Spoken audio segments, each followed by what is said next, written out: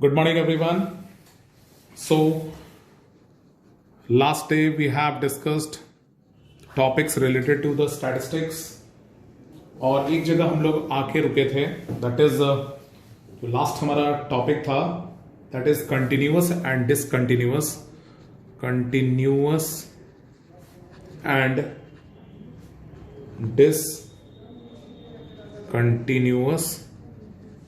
Form. ठीक है, continuous और डिसकंटिन्यूअस के बाद हम लोगों ने देखा था उस टेबल को कि कंटिन्यूअस और डिसकंटिन्यूअस में हम लोग यूज कहां पे करेंगे। ठीक है, मतलब एक्सक्लूसिव और इंक्लूसिव सीरीज के जो डेटा हैं उनको यूज हम कैसे करते हैं। तो आप अपने एनसीईआरटी बुक के एग्जाम्पल नंबर 2 को आप देख सकते हैं। एग्जाम्पल नंबर 2 को आप देख सकते हैं एनसीईआरटी का। ठीक है, उसमें इस तरह का टेबल बना हुआ है। ठीक है,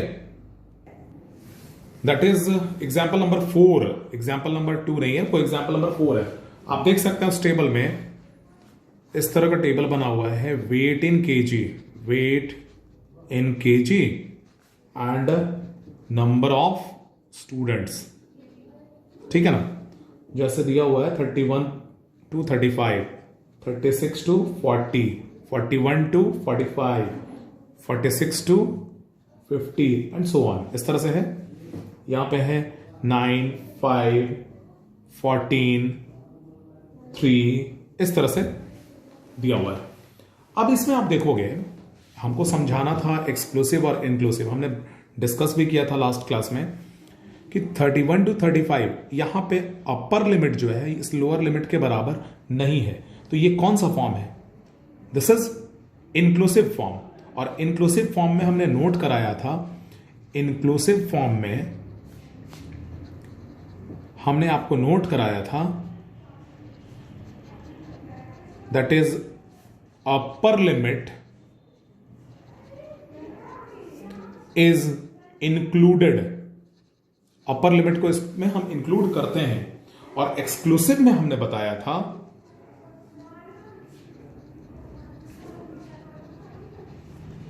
कि अपर लिमिट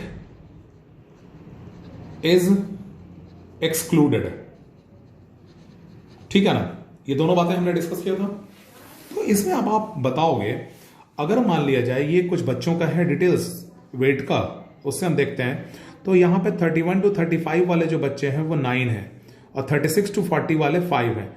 तो हमने ये तो देख लिया कि 31 वाला होगा, 32, 33, 34, 35 वाले बच्चे हैं जो कि 9 हैं। यहां 36 से फिर शुरू किए, 36 वाले 37, 38, 39, 40 वाले 5 हैं। लेकिन इसमें अगर मान लिया जाए कि किसी बच्चे का वेट 35.5 है तो वो किस में आएगा? Is it possible to mention here? वो यहां प्रॉब्लम होता है, वो यहां प्रॉब्लम आएगा क्योंकि 35.5 वाले बच्चे किस में आएंगे? ना इसमें आएंगे ना इसमें आएंगे, तो वो तो डेटा से बाहर हो गए।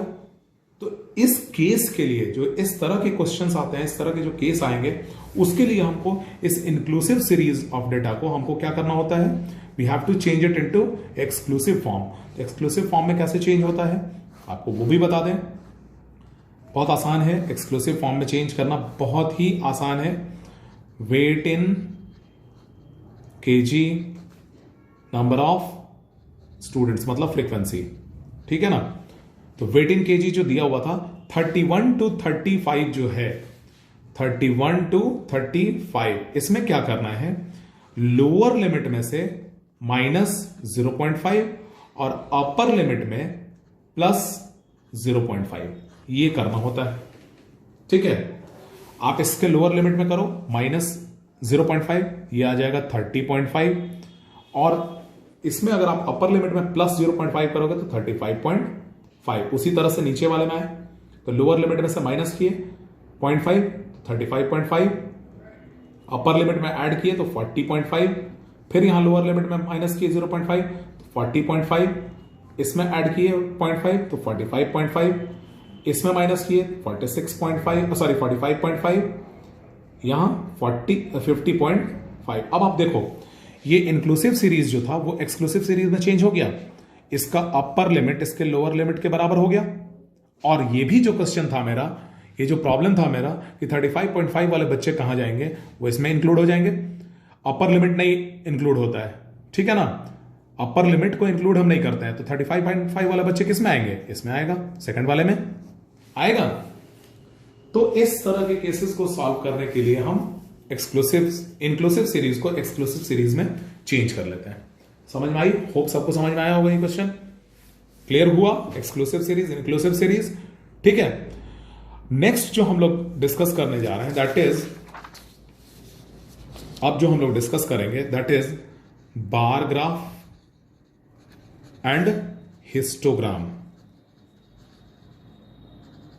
जो हम लोगों को पढ़ना है इसमें। तो बार ग्राफ क्या है, हिस्टोग्राम क्या है, हम लोग समझते हैं। हम लोग बहुत पहले से बार ग्राफ बनाते आ रहे हैं, ठीक है। बार ग्राफ किसी भी डेटा का हम किसी भी डेटा को बड़े आराम से हम लोग समझ लेते हैं, बड़े आराम से सॉल्व कर लेते हैं, ठीक है। जैसे पेज नंबर 247 ऑफ एनसीईआरटी, आप इसमें देखिएगा बार ग्राफ बड़े आराम से समझना था, हम लोग क्लास 5 से पढ़ते आ रहे हैं, बहुत ही आसान होता है। जैसे मान लिया जाए कि नंबर ऑफ स्टूडेंट्स, और एक बार ग्राफ बना हुआ है नंबर ऑफ स्टूडेंट्स, और 40 स्टूडेंट्स का क्लास है, 40 स्टूडेंट्स का क्लास है, और उसमें से सबका डेट ऑफ बर्थ देखा गया कि किस किस मंथ में कितने लोगों का जन्म हुआ है। वो अगर हम चेक करते हैं तो इस तरह से ग्राफ दिया हुआ है, आप बड़े ध्यान से देखिएगा, इसको समझ में भी आ जाएगा बड़े आराम से, ठीक है। जैसे इस तरह से होता है,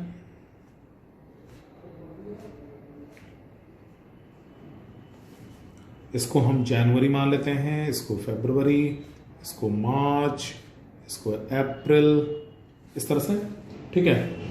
यहां पे 0 1 2 3 4 5 6 इस तरह से दिया हुआ है, यहां पे आया इस तरह से, आपके बुक में ये दिया हुआ है, आप ध्यान से देखिएगा, ठीक है। ध्यान से देखिएगा, इसमें क्या है, नंबर ऑफ स्टूडेंट्स इधर है और इधर मंथ्स। ऐसे कितने बच्चे हैं जिनका डेट ऑफ बर्थ जो है, मंथ ऑफ बर्थ जो है वो जनवरी में, कितने बच्चे हुए, ये देखो 3 बच्चे ऐसे हैं जिनका मंथ ऑफ बर्थ क्या है, 3 है। ऐसे कितने बच्चे हैं जिनका फरवरी में बर्थ है, दैट इज 4, ठीक है।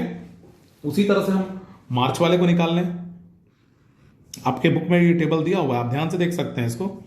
उसी तरह से हम अप्रैल वाले का निकाल लिए। हम आगे अगर बढ़ जाएं इस तरह से तो मई जून सबका निकाल सकते हैं हम, ठीक है ना। अप्रैल मई वाले कितने हैं आप देख सकते हो, आपके बुक में है, ये गिवन है।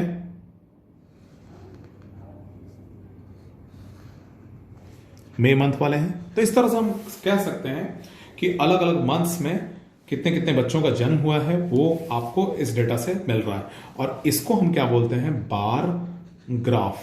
सिंपल बार ग्राफ है ये। बार ग्राफ में क्या है आप देखिएगा, इन दोनों के बीच में, 2 बार्स के बीच में गैप है, रेक्टेंगुलर बार्स जो है उसके बीच में गैप है, ठीक है। और ये एकदम सिंपल है, कोई भी नंबर दिया हुआ है उसको हमको अरेंज करना है, बार ग्राफ में बना लिए, ठीक है ना। अब हम आते हैं हिस्टोग्राम समझते हैं। हिस्टोग्राम बहुत इंपॉर्टेंट है, जो आपको पढ़ना है, नया चीज है आपके लिए, ठीक है ना। जैसे एग्जाम्पल नंबर 6 आपका, हम आते हैं example number 6, page number, this is NCERT 248, page number 248, example 6, ठीक है। इसमें एक टेबल बना हुआ है, एनसीईआरटी बुक होगा आप लोगों के पास, आप उसमें से देखिएगा, प्रॉपरली समझेंगे, ठीक है। टेबल रेडी है, heads and expenditure in 1000 rupees, ठीक है ना। सबसे पहले grocery, then rent, then education of children,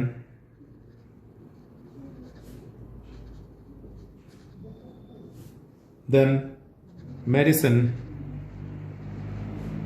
then fuel, then entertainment,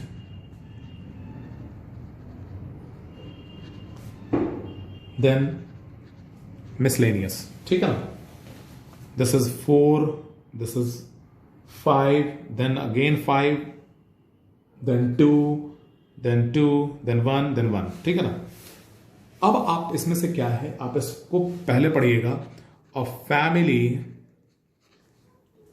with a monthly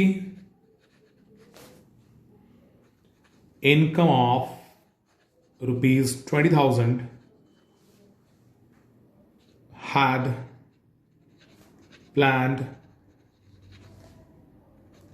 the following expenditures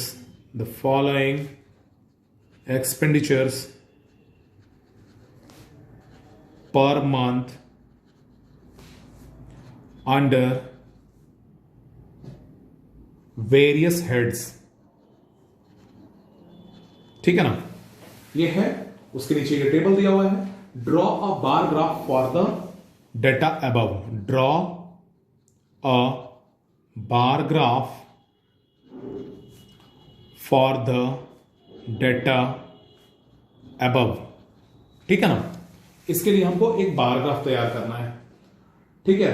तो सबसे पहले इसमें हम बार ग्राफ बनाने के लिए क्या करेंगे, हमको एक ग्राफ पेपर में सबसे पहले हम हेड्स बना लें। इस तरफ हेड्स बना लिए। हेड्स में सबसे पहले हम क्या बनाएं, this is the head of grocery, ठीक है। This is the head of rent, this is the head of education of children, this is the head of medicine, this is the head of fuel, this is the head of entertainment and this is the head of miscellaneous, ठीक है ना। अब आपको हम बताएं expenditure in thousands. Expenditure ये हो गया इन 1000 जो दिया हुआ है, मतलब ग्रॉसरी में उसको कितना खर्च हुआ है 4000। तो इधर से हम आ जाते हैं 1 2 3 4 देन 5 देन 6, इस तरह से। इसको ग्रॉसरी में कितना हुआ 4000 खर्च हुआ, तो हम 4 पे बना लिए। रेंट में कितना खर्च हुआ है 5000, दिस इज 5000। आप स्केल यूज करोगे बहुत तरीके से बनेगा आपका। Education once again 5000। मेडिसिन में कितना हुआ है 2000, इसके सामने एकदम। Then entertainment is fuel is once again 2000, entertainment is 1000 and miscellaneous is also 1000. This is the bar graph for the given question. ये समझ में आया, बहुत ही आसान है, क्लियर है। तो हम लोग इस तरह से बड़े आसानी से बार ग्राफ को सॉल्व कर लेते हैं, बार ग्राफ को ड्रॉ कर लेते हैं, तरीके से बन जाता है। नेक्स्ट है हमारा हिस्टोग्राम। हिस्टोग्राम में क्या होता है, हिस्टोग्राम, ठीक है। हिस्टोग्राम बनाने के लिए हम लोग यूज करेंगे जो सबसे पहला, that is continuous frequency table, ठीक है। जहां पे कंटिन्यूअस क्लास इंटरवल हो, जैसे आपका हिस्टोग्राम आपके बुक में दिया हुआ है, table number 14.6, page number is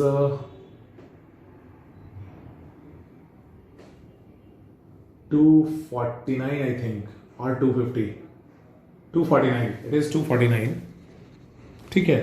उसमें आप देखोगे table it is given, this is the table,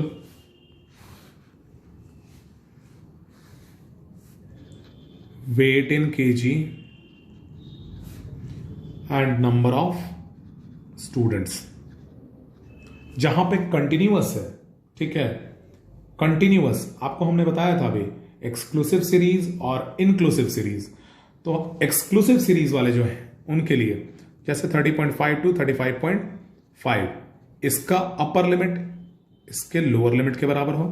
35.5 to 40.5, 40.5 to 45.5, 45.5 to 50.5, 50.5 to 55.5, 55.5 to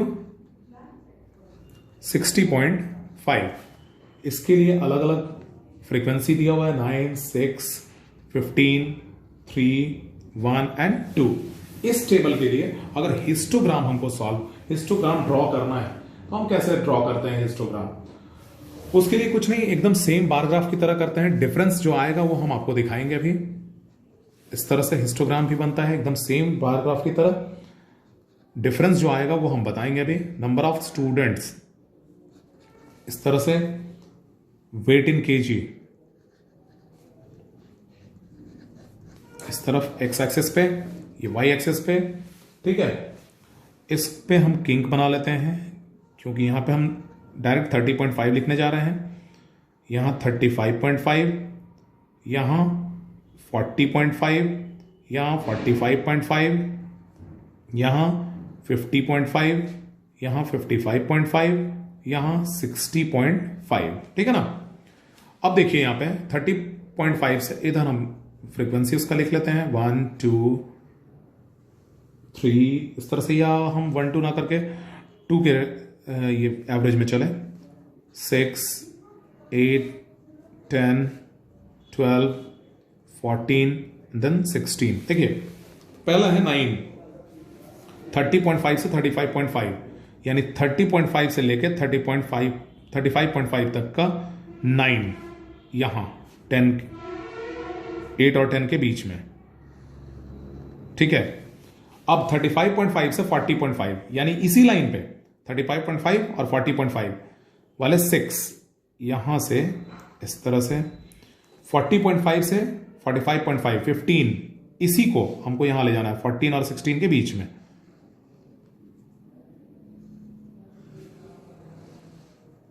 ठीक है। 45.5 से 50.5 3, 2 और 4 के बीच में, 50.5 से 55.5 1, 0 और 2 के बीच में, 55.5 से 60.5 कितने हैं 2, यानी यहां पे देखिए इसमें डिफरेंस आपको क्या नजर आया? यहां देखो इसके बीच में गैप था, यहां गैप नहीं है, 2 बार्स के बीच में गैप नहीं है। Understood all of you? तो this is the major difference between bar graph and histogram, ठीक है। तो इससे रिलेटेड जो क्वेश्चंस है ये आप लोगों को होप समझ में आया होगा। इससे रिलेटेड जो क्वेश्चंस हैं बारग्राफ और हिस्टोग्राम से रिलेटेड क्वेश्चन चैप्टर्स, उसको सॉल्व कीजिए। बाकी जो क्वेश्चंस हैं जो इसमें भी एक्सेप्शंस हैं उसको हम डिस्कस करेंगे। कल से एनसीईआरटी बेस्ड क्वेश्चंस हम लोग डिस्कस करेंगे। Thank you.